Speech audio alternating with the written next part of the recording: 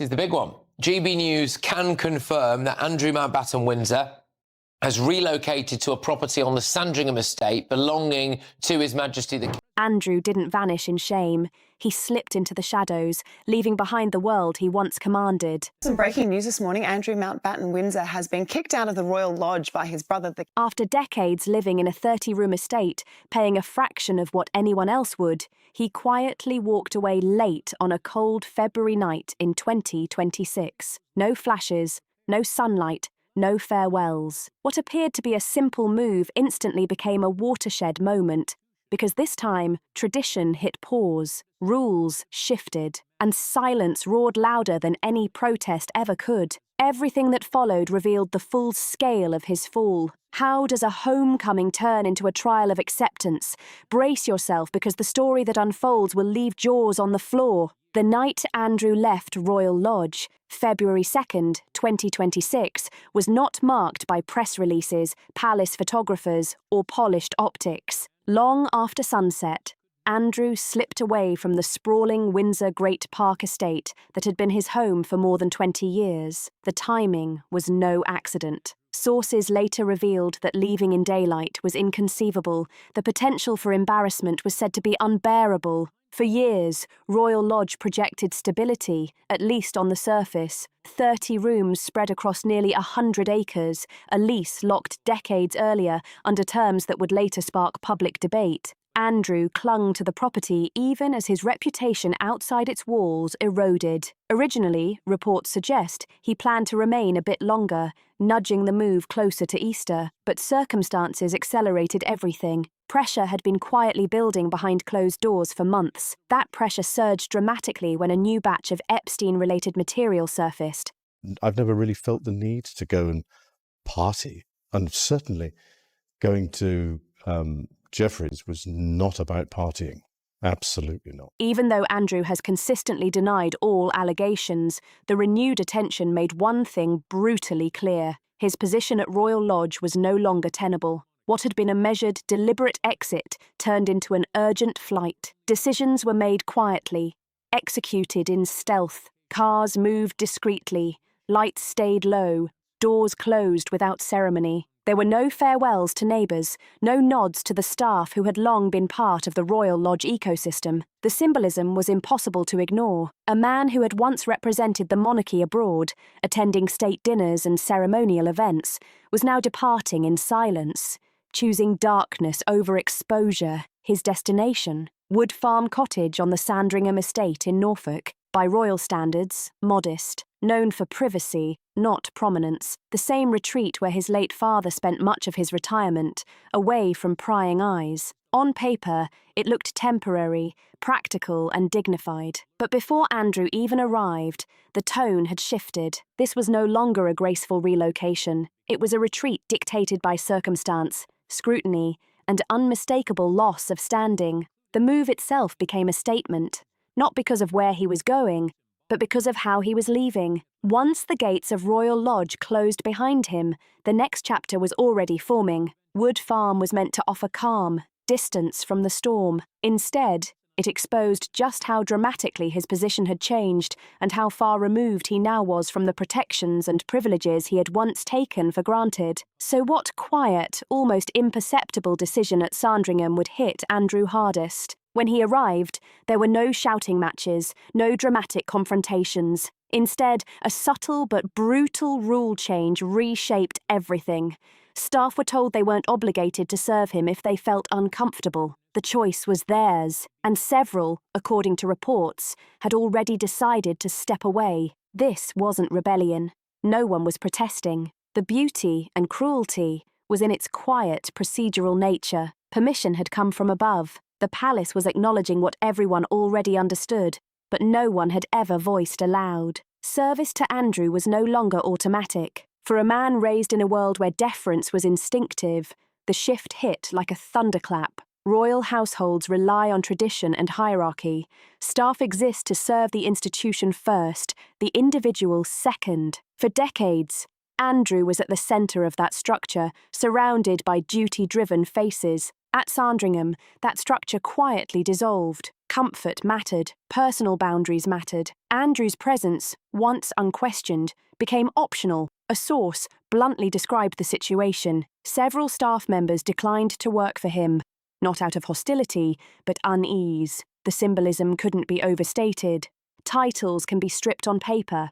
Residences can be reassigned. But when household staff are empowered to walk away, it signals a collapse of respect deeper than any press statement could convey. Once institutionalized, now conditional. The contrast with his past life was stark. Andrew had once moved through royal spaces effortlessly, shielded by protocol and protective layers. At Sandringham, none of that applied. No dedicated household, no insulation from discomfort. Instead, he confronted a reality shaped by personal choice, not royal obligation. The instructions were carefully worded. Staff weren't told to refuse service. They were told they didn't have to serve him if they felt uncomfortable. That distinction was precise and cutting. Responsibility shifted from the institution to individual conscience. It exposed just how far he had fallen in the court of both public and private opinion. This wasn't punishment. It was acknowledgement, a quiet admission that expecting automatic service was no longer reasonable. The monarchy,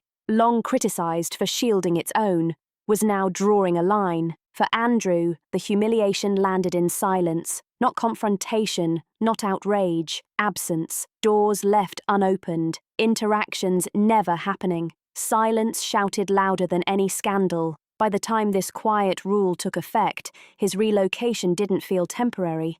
It felt like exile without ceremony. A man who once commanded constant attention now moved through spaces where his presence inspired hesitation. But how did a prince, born at the very centre of power, end up navigating silence instead of ceremony? Born at Buckingham Palace on February 19, 1960, Andrew entered the heart of British royal life. From day one, his position carried weight. Third child of the reigning monarch, immersed in traditions few ever witnessed firsthand, ceremonies, uniforms, expectations woven into daily existence. Belonging felt permanent. He carved out a public image that worked in his favour for a time. As a helicopter pilot during the Falklands, he earned admiration and respect.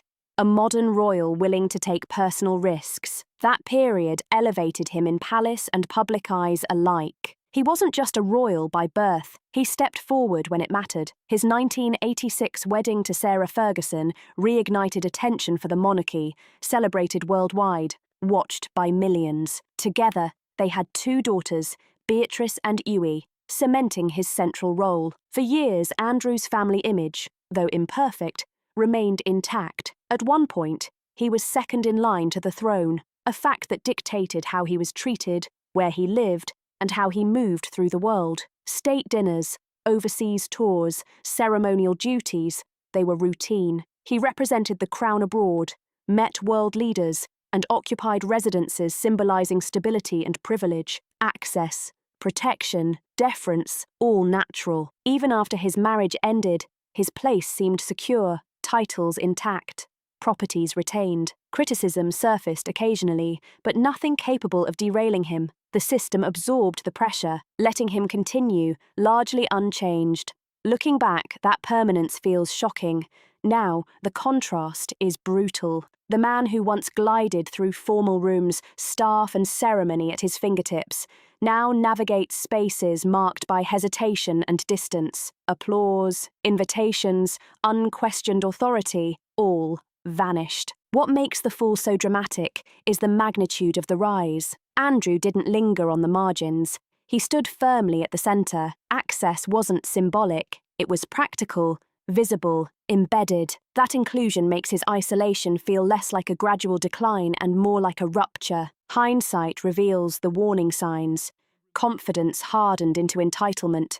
Protection became expectation, and certain past associations would never loosen their grip. Now, the question looms larger than ever. Which past decision was about to resurface and crack that sense of permanence wide open? Keep watching, because this is the interview that changed everything. For years, Andrew's connection to Jeffrey Epstein existed in an uneasy grey area, acknowledged, whispered about, but never fully confronted. It lurked in the background, popping up from time to time through reports, rumours, and quiet speculation. Yet somehow, it never forced decisive consequences. That fragile balance was about to shatter. Everything changed in November 2019, when Andrew agreed to a televised interview that would permanently alter the course of his life. The BBC Newsnight segment was pitched as a chance to close the chapter, to put the controversy behind him. Instead, it became the spark that ignited a firestorm. As he tried to explain his continued contact with Epstein,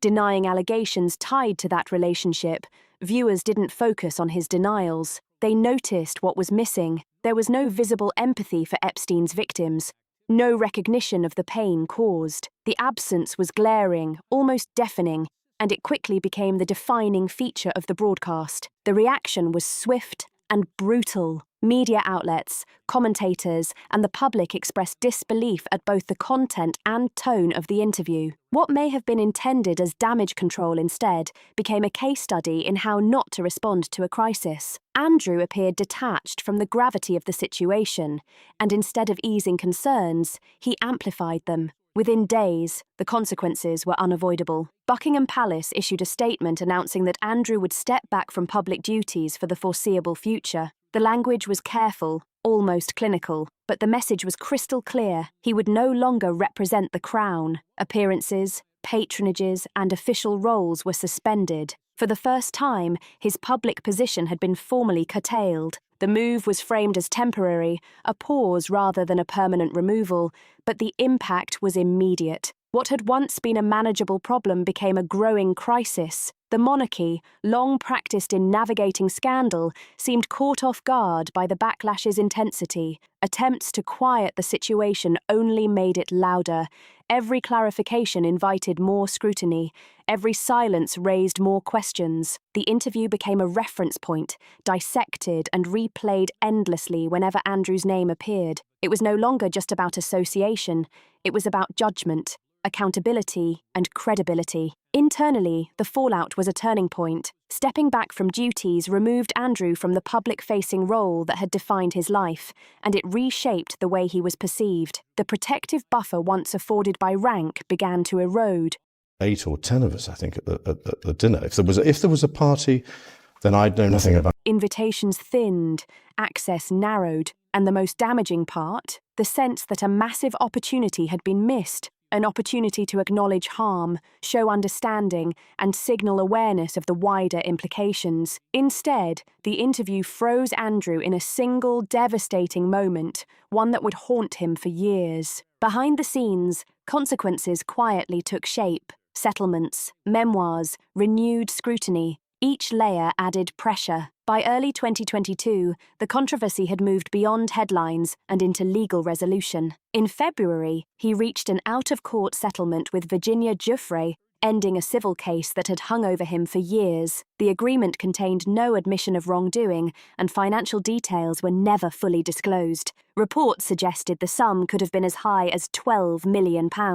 The palace tried to present the settlement as closure. Official statements framed it as final, a chance to move forward. But for the public, questions lingered. Accountability, transparency, and the cost of shielding a royal name. The settlement didn't quiet the storm. It became yet another reference point in a narrative already marked by doubt and suspicion. The story took a darker turn in April 2025. Virginia Giuffre, aged 41, died by suicide on April 25th. The development sent shockwaves far beyond the legal implications. Attention shifted from courtroom calculations to human toll. Sympathy for her deepened, while unease about the broader circumstances surrounding Andrew intensified. Legal closure could not undo the personal devastation, and the narrative surrounding both Giuffre and Andrew grew heavier, more irreversible, leaving an indelible mark on public perception. Months later, renewed attention arrived in print. In October 2025,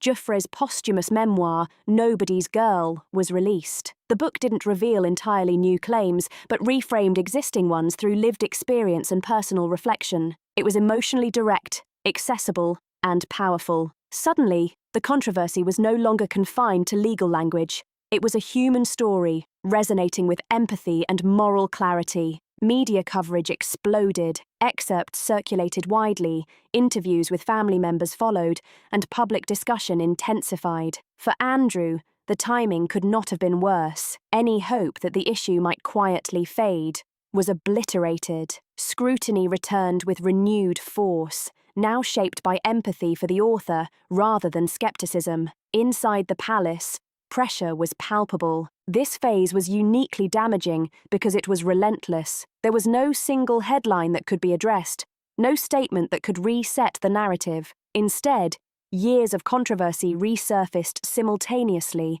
layered with grief, public anger, and renewed moral scrutiny. The fatigue inside and outside royal walls became undeniable. As the memoir dominated the conversation, it became clear that patience had limits, and decisions once postponable were now inevitable. The question was no longer if Andrew's position would change, but how decisively the monarchy would act. How far would the institution go once its patience ran out? Stay tuned, because the next move would rewrite titles, reshape status, and shock the public. On October 30th, 2025, King Charles took an extraordinary step. Andrew was stripped of his remaining titles. The palace statement was brief, pointed, and unambiguous. Andrew was no longer a prince, no longer the Duke of York.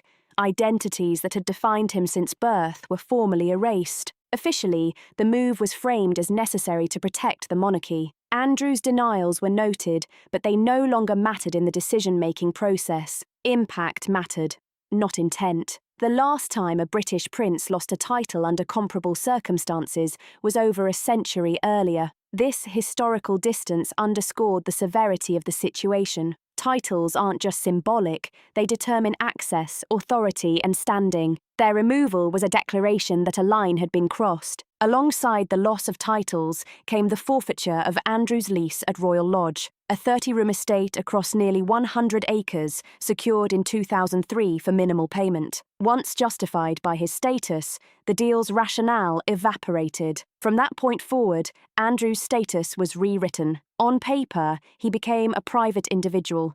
No official roles, no public duties, no institutional shield. In practice, it went further. He became someone to avoid rather than accommodate. Invitations disappeared, access narrowed, and protections quietly extended to him vanished. The decision also sent a signal beyond Andrew.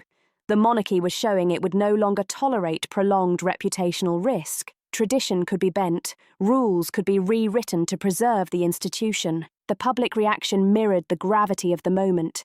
Some saw it as overdue, others as unprecedented and unsettling. Either way, it confirmed what many already suspected. There would be no rehabilitation, no slow return. The door was closed. Yet even closure didn't end the story. The loss of titles sharpened scrutiny, setting the stage for what came next. An even greater institutional reckoning. And just as the palace seemed to reach the end of the saga, another wave hit. Keep watching, because January 30th, 2026 brought a reckoning no one inside the royal walls could ignore. On that day, US authorities released a massive volume of material tied to the Jeffrey Epstein investigation. Millions of pages, thousands of images, countless videos, forcing the monarchy into an unprecedented confrontation with raw evidence and public attention. The scale of the January 30th, 2026 file release was staggering, guaranteeing global attention. Yet what truly caught the eye were the buried details that reignited intense scrutiny around Andrew. Journalists and investigators immediately dove in, combing through millions of pages of documents, photographs, and digital correspondence with a meticulousness few could rival. Every line, every email, every reference to meetings and introductions was passed and cross-checked. Familiar names resurfaced, familiar locations drew new attention, and even casual observers quickly realized the gravity of what had emerged. Among the most alarming were exchanges linked directly to Jeffrey Epstein and a figure identified unmistakably as the Duke of York. References to private meetings, introductions, and social events that had once been dismissed or overlooked now demanded attention. Even more damaging were allegations suggesting that some encounters took place within the walls of Royal Lodge itself. This revelation hit hard, not only because of the legal implications, but because of the symbolic weight. Royal Lodge, a property long defended as a private sanctuary, had suddenly become a stage for allegations of misconduct, a direct intersection between scandal and the monarchy itself. Within days, British authorities confirmed they were reviewing the material. Their language was careful and measured, but the underlying message could not be missed. This was being taken seriously. Across the Atlantic, American authorities also applied pressure, quietly signalling that Andrew should be prepared to answer questions. Though there was no direct legal compulsion to testify, the implication was unmistakable. The reach of scrutiny had become international. No distance, no geographic separation, no royal protocol could shield him anymore. Timing amplified the damage. Andrew had only recently been stripped of his titles and removed from the formal structure of royal life. Any hope that his story might quietly fade following those dramatic decisions evaporated overnight. The file release reframed everything. It underscored a stark reality. Even the most decisive moves by the monarchy could not halt the momentum of public scrutiny when evidence resurfaced in such overwhelming volume. Headlines no longer focused on titles or position. They focused on accountability, history, and what the institution had allowed to happen within its walls. The files intensified suspicion before any conclusions could even be drawn. Each leak, each excerpt, each carefully examined image added pressure, not just on Andrew personally, but on the monarchy as an institution that had once quietly shielded him. Within the palace, the contrast between Andrew's silence and the careful statements from other family members was immediately noticeable. When asked for comment, Prince Edward's brief, measured statement, "Thoughts are with the victims," was widely circulated. It stood in stark contrast to Andrew's absence of comment, emphasizing the chasm between the one cast out and those still representing the crown. This small moment, so unassuming on the surface, carried enormous weight. It symbolized a divide between duty and privilege, between protection and exposure. The files weren't just accusations, they were permanence incarnate. Digital records never fade,